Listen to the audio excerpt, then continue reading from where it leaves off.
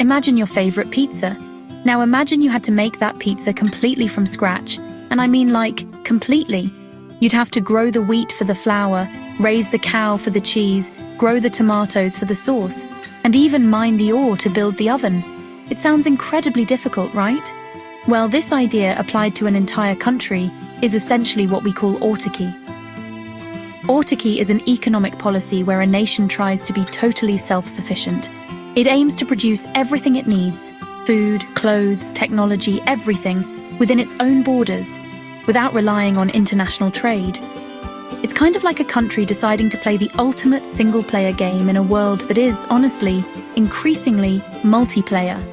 The core idea behind this system is to eliminate dependence on other nations. Think of it as a fortress, with its walls pulled up high.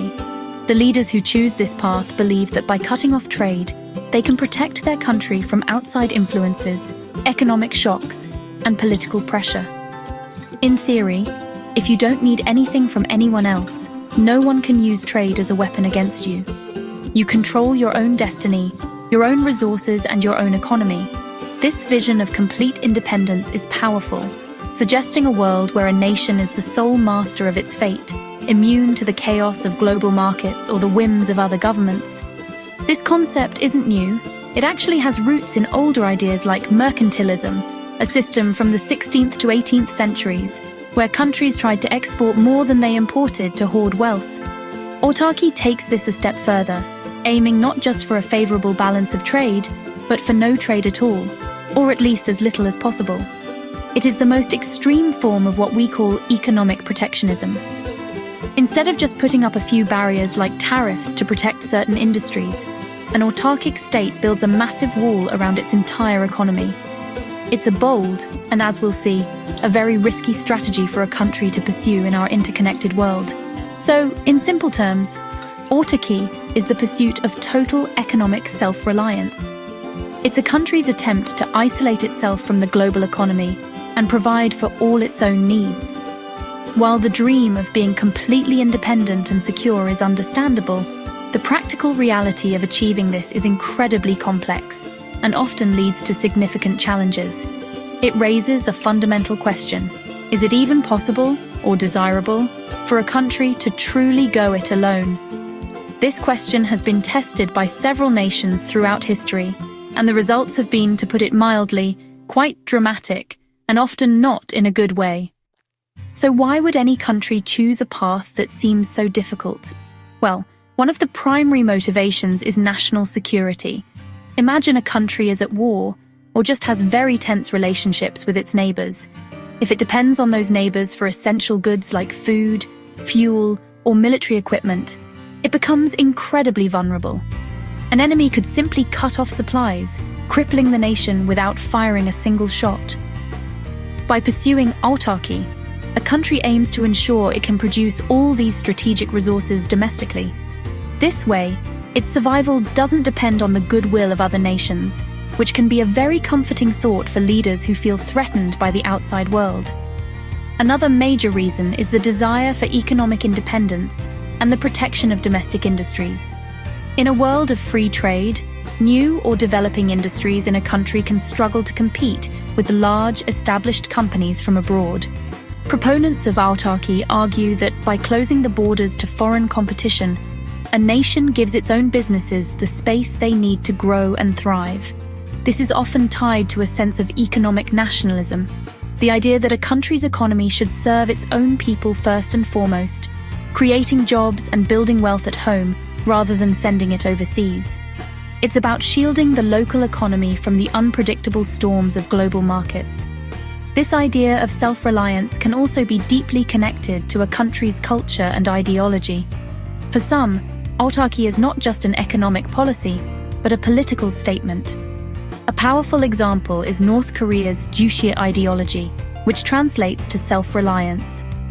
This philosophy emphasizes that the Korean people are the masters of their own destiny and must solve all their problems through their own efforts. By rejecting foreign goods and ideas, the regime aims to strengthen national identity, social cohesion, and loyalty to the state. In this context, isolation is portrayed as a source of strength and cultural purity, protecting the nation from corrupting outside influences. Historically, we've seen this play out in different ways. During the 1930s, Nazi Germany pursued autarky to reduce its dependence on foreign resources as it prepared for war. The goal was to build a war machine that couldn't be starved by a blockade. A different example is post-World War II Albania under the communist leader Enver Hoxha. After breaking ties with both the Soviet Union and China, Albania tried to become completely self-reliant. In both cases, the dream was to create a strong, independent nation impervious to external threats, a dream that promised ultimate control and security in a dangerous world. While the dream of self-sufficiency is powerful, the reality of autarky is often a nightmare of economic inefficiency. One of the fundamental principles of modern economics is comparative advantage. This is the idea that countries are better off when they specialize in producing what they're good at and then trade with others. For example, Brazil is great at growing coffee, while Japan is great at making cars. It makes more sense for them to trade than for Brazil to try to build its own cars and Japan to grow its own coffee. Autarky completely ignores this principle. It forces a country to produce everything, even things it's really bad at making, which wastes resources, time, and effort. This inefficiency inevitably leads to another major problem: higher prices and lower quality goods for consumers. When you eliminate foreign competition, domestic companies have no incentive to innovate, improve their products, or keep their prices low. They become monopolies, and consumers are left with no other choice. Imagine if there was only one company making phones in your country. That phone would likely be expensive, clunky, and years behind the latest technology. But you'd have to buy it because there are no alternatives. This is exactly what happens in autarkic states, leading to a decline in the overall standard of living for the average person. Perhaps the most damaging long-term effect of autarky is the way it cuts a country off from new technology and ideas. Innovation rarely happens in a vacuum. Scientists, engineers, and entrepreneurs build on the discoveries of others from around the world. By closing its borders, a country isolates itself from this global flow of knowledge. Its technology stagnates, its factories become outdated, and its economy falls further and further behind the rest of the world.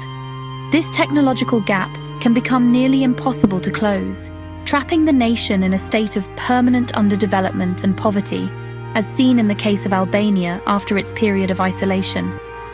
The real-world examples paint a grim picture.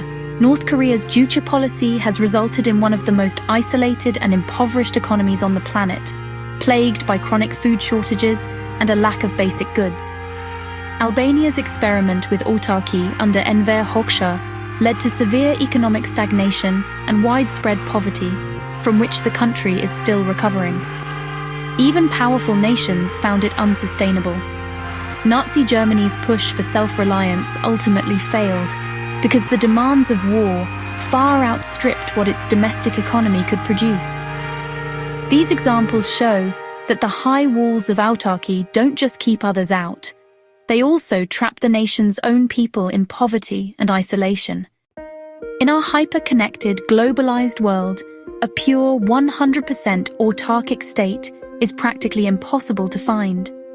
The global supply chains for everything from our smartphones to our morning coffee are so complex and intertwined that completely disconnecting is no longer a realistic option. However, the spirit of autarky is far from dead.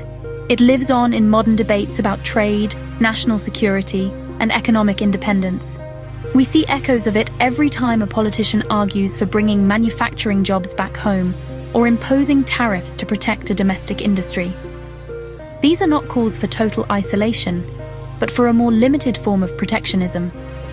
The COVID-19 pandemic, for instance, sparked a major global conversation about the risks of interdependence.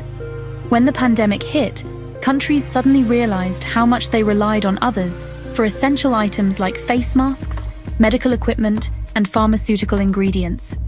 Supply chains broke down, and nations found themselves scrambling. This experience has led many governments to reconsider their trade policies, pushing for greater strategic autonomy. They are now aiming to ensure they can produce critical goods domestically, creating a kind of partial autarky for essential sectors to improve national resilience during future crises. This creates a central tension in modern politics, the debate between globalization and national interest.